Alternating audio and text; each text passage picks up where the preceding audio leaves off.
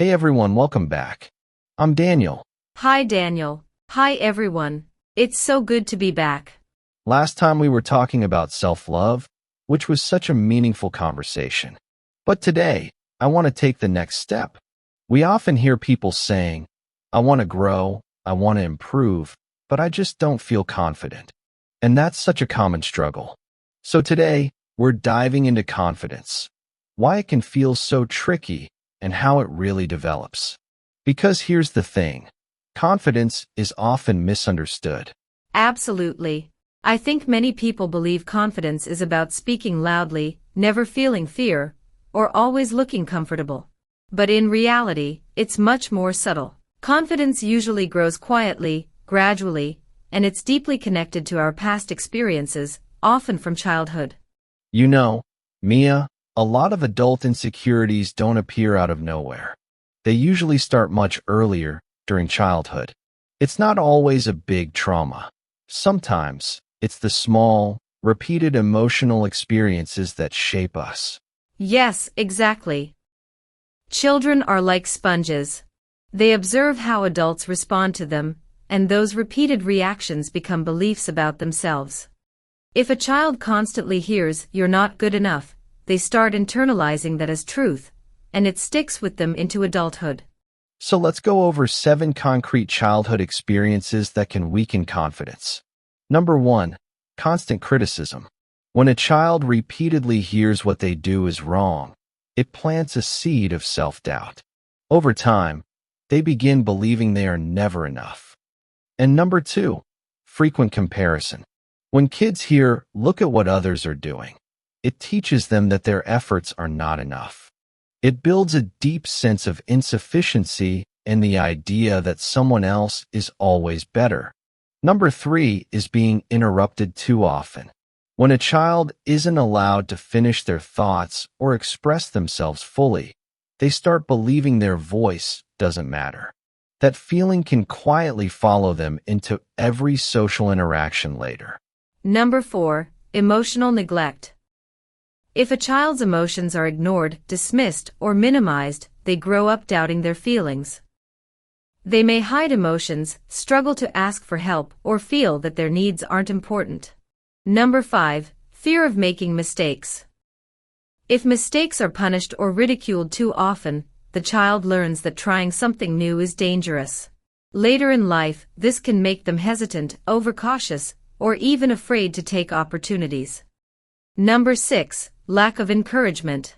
When there's no positive reinforcement or recognition, even small efforts feel invisible. Kids need to hear, "I see you trying, you're doing well." Without it, self-worth can feel fragile. And finally, number 7, growing up in unpredictable emotional environments. If home life is unstable or reactions from parents or caregivers are inconsistent, kids may develop anxiety or hyperawareness. They learn to be careful, cautious, and self-critical simply to survive emotionally. Exactly. And Daniel, it's important to stress that these experiences don't have to be dramatic to leave an impact. They quietly shape how someone approaches confidence, social interactions, and self-belief for years. So, if our confidence issues often start in childhood, the first step toward building confidence as an adult is understanding ourselves. That means noticing where our reactions come from. Yes. Many people think, "I am naturally insecure," and that's it, they give up before even starting. But often, what we feel is just an old pattern learned in childhood. Recognizing this creates a little emotional distance.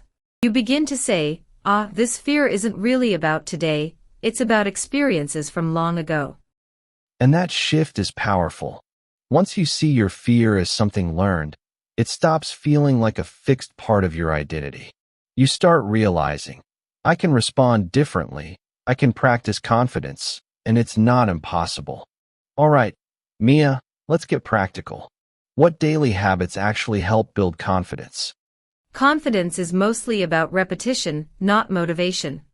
Motivation comes and goes, but repeated actions create lasting change.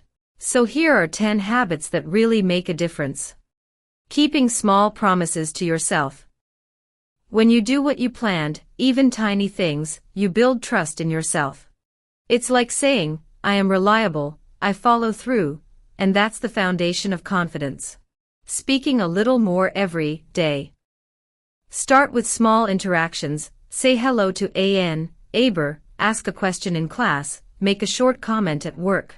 Every tiny step reduces hesitation and strengthens your voice.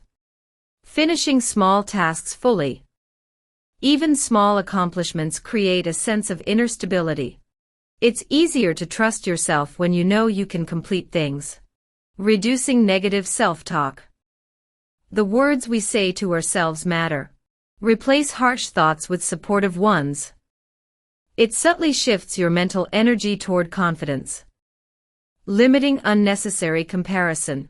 Social media makes it easy to feel inadequate. Remember, others' highlights aren't your reality. Focus on your own progress instead. Learning one thing consistently. Skill building, even small daily progress, creates quiet confidence. You begin to feel capable, competent, and grounded. Physical posture and movement. Standing straight, walking calmly, and making deliberate movements actually influence your internal state. It's amazing how your body can signal confidence to your mind. Accepting small discomfort daily. Confidence grows when you face discomfort regularly, speaking up, trying something new, asking a question, and survive it. Writing your thoughts clearly. Journaling organizes your fears and reflections. Seeing them on paper gives clarity and reduces anxiety. And doing one thing imperfectly without stopping. Waiting for perfection kills confidence. Action, even if messy, proves to your brain that you can handle imperfection. One of the biggest mistakes I see is people waiting to feel confident before taking action. That rarely works. Yes. Confidence usually comes after action, not before it. Speaking once, asking one question, trying one small thing, each step creates evidence that fear is survivable. The brain learns, I can handle this. That's how confidence grows. And in today's world, comparison is everywhere, especially online. Exactly. People compare their private struggles with someone else's public success. That's unfair and destructive. Confidence grows faster when you focus on your personal progress, not someone else's highlight reel. Here's a surprising thing. Confident people aren't always loud or extroverted. Yes, confidence can be quiet.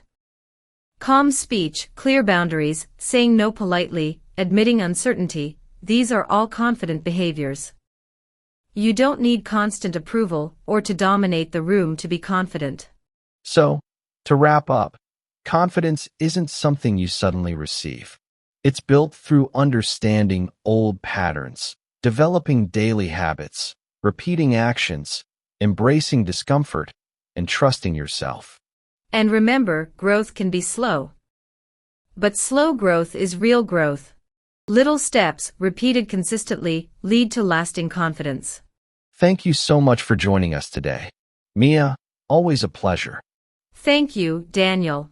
And thank you to everyone listening. Keep practicing, keep growing, and stay patient with yourself.